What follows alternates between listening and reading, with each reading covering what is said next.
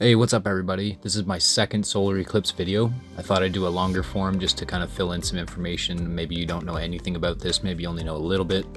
I've been doing a bit of research and I put together a little slideshow that I'd like to share and a little animation on here, as you can see. Let's get into this second solar eclipse video and hopefully you learned something.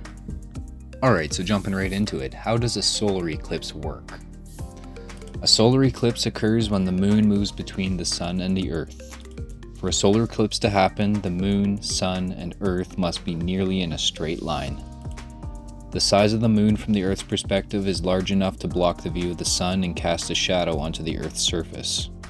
The tilt of the moon's orbit must be in just the right alignment needed to create a solar eclipse. Solar eclipses rarely occur in the exact same location on the earth's surface, and they're easy to predict because of the orbit of the moon around the earth and the earth's orbit around the sun remain relatively constant to us. In our lifetime, we won't notice too much of a change in the way that our earth is tilted and our orbit around the sun and the moon's orbit around us. I'm just not going to see that in a 100-year span. There are different types of solar eclipses, as I mentioned before, and we're going to go through those right now. Alright, the three types of solar eclipses. We have a partial eclipse that you've seen in the first slide there, annular eclipses, and my favorite is the total solar eclipse.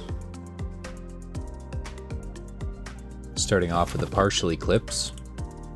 Partial eclipse happens when the Earth, the Moon, and the Sun are not perfectly aligned. They're very close, but not perfect. Only part of the sun is blocked by the moon, and that's why you'll see a sliver. It almost looks like a sliver of the moon on a dark night, but instead the moon is in front of the sun and it makes a sort of like a quarter moon. Well, it depends. It could be 50%, it could be 75%, 80%. Really just depends on the exact event. The umbra, which is the shadow, misses the Earth, and when looking and viewing the partial solar eclipse, you will definitely want to be wearing glasses because you do not want to look at, just like any other day, you do not want to look at the sun, even though it's mostly blocked. Okay, on to the annular eclipse. From our perspective, the moon is further away from the Earth. It will not be blocking the entirety of the sun. It'll be just a ring around, just like in this illustration on the right-hand side.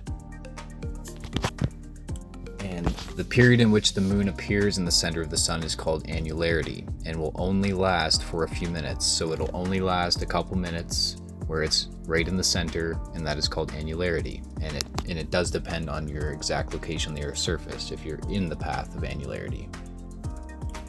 During annularity, the sky will become dimmer, but it's not nearly as dark as a total solar eclipse, and you should still use eye protection to avoid damaging your eyes. It's pretty cool how it gets dark in the middle of the day when these happen. Now this one's my favorite. Total solar eclipse.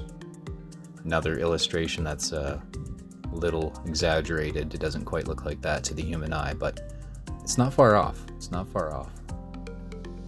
Alright, let's get into total solar eclipses. The moon completely blocks view of the sun, and the shadow will be cast onto the Earth's surface. As the day of the event progresses, the shadow of the moon moves across the Earth's surface. This is called the path of totality. This is where you want to be if you want to see the corona of the Earth or the sun. The sun's corona is made of extremely hot plasma and extends millions and millions of kilometers into space and can only be viewed by the naked eye during a total solar eclipse. This is one of the biggest things for me. I really want to witness this and potentially photograph this. During the day when the total solar eclipse happens, it will go nighttime. That's right, nighttime. For, depending on your location, it could be anywhere between 1 or 2 minutes and 4 minutes. Let's get on to the exciting part. The next solar eclipse event will take place on April 8th, 2024. North America will experience a total solar eclipse, which in my opinion is the coolest of them all, and I can't wait for it. Alright, we're here in Universe Sandbox. I'm not sure if I mentioned the name of this before, but it's basically a space and universe simulator. You can do all sorts of things, experiments, and play around with the universe and all the planets. I set up this simulation here with the sun, the moon, and the earth perfectly aligned. And if we zoom in, we can see that a little better. The moon's right there, perfectly aligned, and it does cast a shadow, which is pretty cool, and for this demonstration, this works out perfectly. As you can see, the shadow here is right in the center of the United States.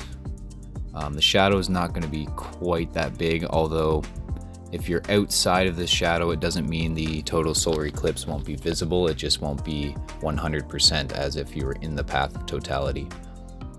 But let's go ahead and look at the areas or the specific locations that will be able to experience the total solar eclipse. It's going to start from down here, down in Mexico, and it's going to make its way through Texas, and it's going from south to north, I should probably add.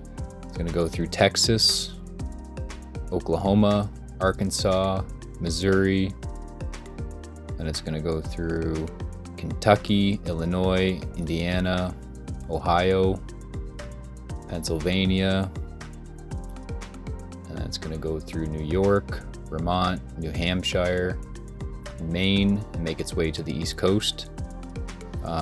For Canadian viewers, the path of totality will be from basically deep southwestern Ontario over towards Niagara Falls. It's going to center over Lake Ontario and Eastern Ontario. It's going to make its way up basically along the St. Lawrence River, Quebec, and then it's going to make its way up through New Brunswick, the very north part of Nova Scotia, like Cape Breton. The very north part will be in the path of totality, PEI of course, and Newfoundland and Labrador. So that is basically the whole path. If you're not in the path, you will still experience the eclipse. It just won't be as noticeable as inside the path of totality. Don't forget to like this video, share it with your friends and family that are in the path of totality, or anybody that's close by. Maybe let them know that if they want to see this awesome event, that they should definitely consider traveling a little bit to see the total solar eclipse. Comment if your state or province is in the path of totality, or if you are in the path of totality. I just want to see how many people that follow my videos are actually going to be viewing this. And don't forget to subscribe and stay up to date about this incredible event as the day approaches. Thank you.